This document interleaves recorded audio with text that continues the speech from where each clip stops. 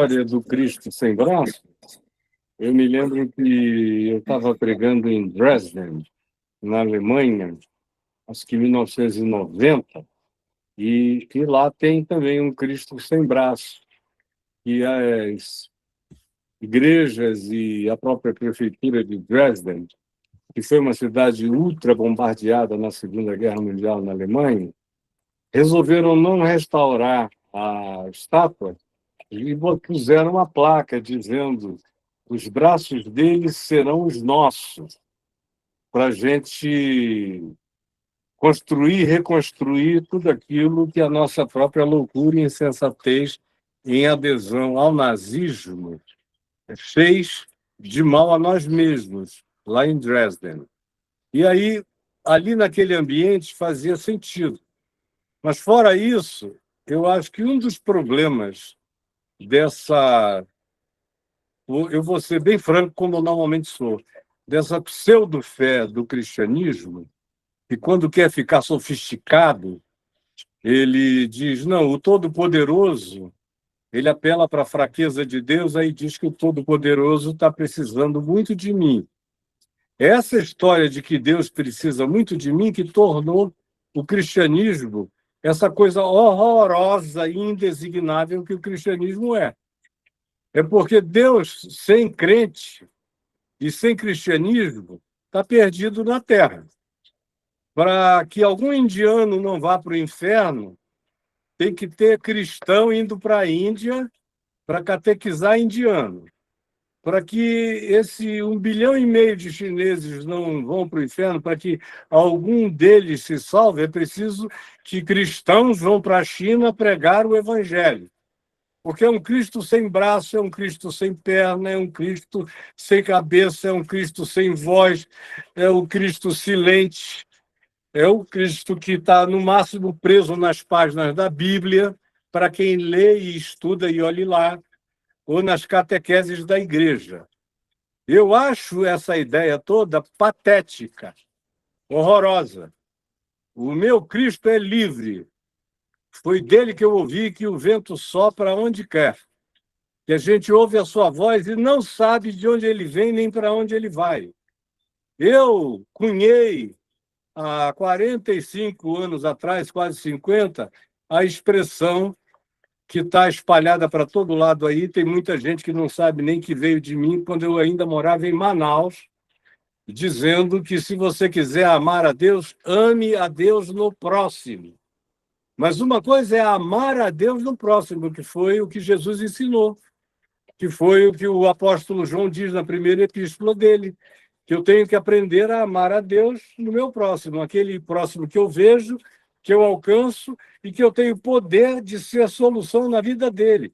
Do contrário, esse amor abstrato a Deus, que fica com as mãos para cima, sacudindo, de olhos fechados, nos cultos, cantando em transe e em catarse, não serve de nada a ninguém, que não planta uma árvore, que não preserva a natureza, que não levanta o caído, que não oferece ombro para aquele que está sofrendo, aflito e angustiado, e mais, ao mesmo tempo, diz que se eu não for pregar, se eu não der dinheiro, se eu não der o dízimo, se eu não frequentar a igreja, Deus entra em crise, é um Deus que precisa ser adulado com milhões de canções, que precisa ser fortalecido, porque, do contrário, ele empobrece e a obra dele morre, porque parece que a obra dele é feita através dessas casinhas construídas com o CNPJ, que carrega alguma forma do nome de Jesus ou de algum apelido parecido, e que foram todas elas entregues a uns profissionais ladrões, estelionatários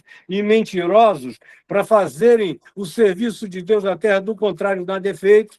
É por isso que quem perguntou do Estreito de Hormuz, por que o Trump está lá fazendo o que está fazendo? O Estreito de Hormuz estava aberto. Foi o Trump que fechou, bombardeando o Irã, estava tudo aberto.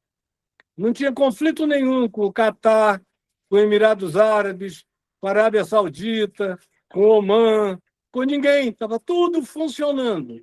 Aí ele segue o Netanyahu, provavelmente por causa do Epstein's Files, para fazer uma cortina de fumaça que vai daqui para a Lua, para ver se o pessoal esquece um pouco essa loucura. E aí, a igreja, em cima dele, dizendo o tempo todo que ele tem que fazer essa obra de Deus. Ele mesmo disse dessa declaração de que ele ia extirpar uma civilização, ele disse que Deus tinha dado a ele a palavra de que era para ele extirpar aquela civilização. Porque o Deus deles, o Deus do cristianismo, o Deus dos crentes, o Deus das igrejas em geral, é um Deus que só age se o crente for.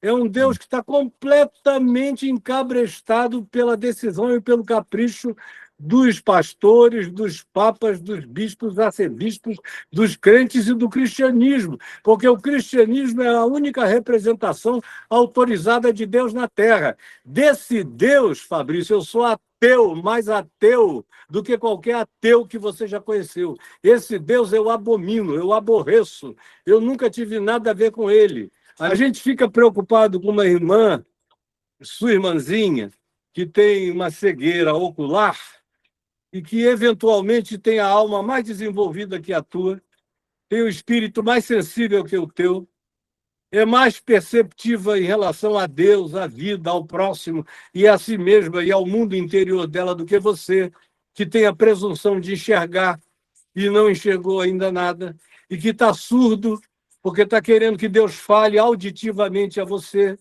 Eu, por exemplo, hoje eu já ouvi a voz de Deus inúmeras vezes.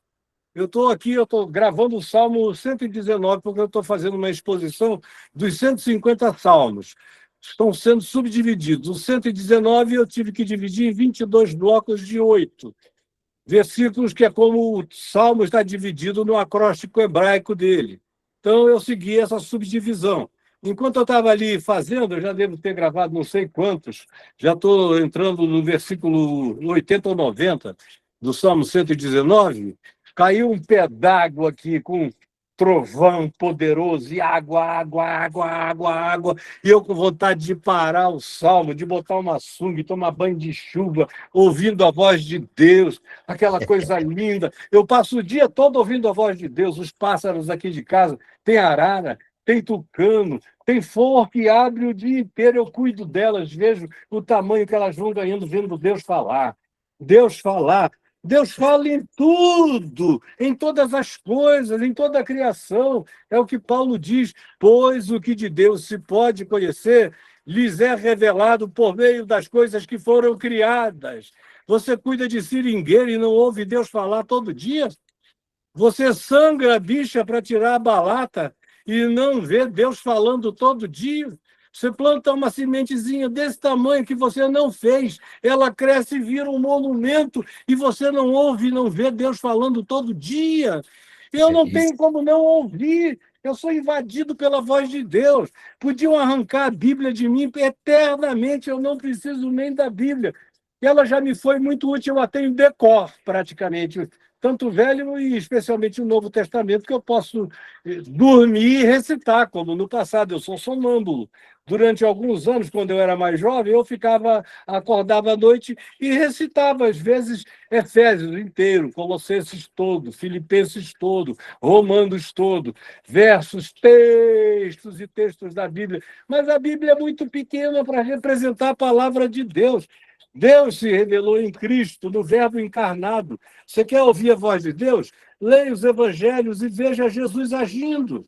Ouça a voz de Deus nas ações, nos gestos, nas posturas, nos toques, nos movimentos, nas dinâmicas de Jesus, a quem ele preferiu, a quem ele atendeu, quem ele abraçou, que marginais ele acolheu. Não é possível que você, olhando Jesus em ação, mesmo que Jesus fosse mudo, só as ações dele já gritam ensurdecedoramente a palavra de Deus para todos nós. E você está esperando o quê?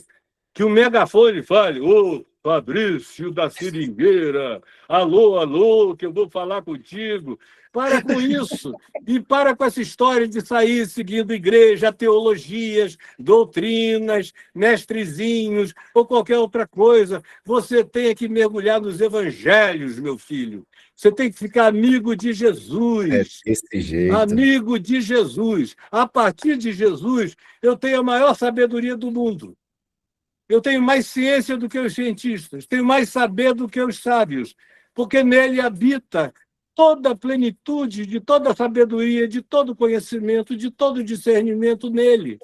E sem amor, nenhum conhecimento me ajuda, nenhuma sabedoria me edifica, nenhuma intelecção me põe em lugar nenhum, porque é amor que me faz entender. O amor entende, o amor compreende, o amor se solidariza, o amor abraça, o amor não faz perguntas e nem tem necessidade de dar respostas, ele simplesmente está ali presente. Você é a voz de Deus quando você está presente em amor. Quando você abraça a sua irmã em amor, você não sente que você está abraçando Cristo Jesus? Foi assim que Jesus disse que a gente tinha que encontrá-lo na vida, dando comida para quem tem fome, água para quem tem sede, visitando quem é carente e precisa, quem está precisando de abrir a alma e não tem ouvidos para ouvir. Aí você ouve em nome de Jesus e fala quando é necessário, porque a maior fala que você tem a fazer é aquela do exemplo natural do que você tem para demonstrar como prática de amor na existência. Então, simplifique a sua vida, pelo amor de Jesus, simplifique a sua vida, que você vai começar a ver Deus em tudo, enxergar em todos os lugares. Eu olhar para cá, eu estou vendo aqui a Clarinha, que está gravando o que eu estou falando, eu nem estava vendo que ela estava gravando.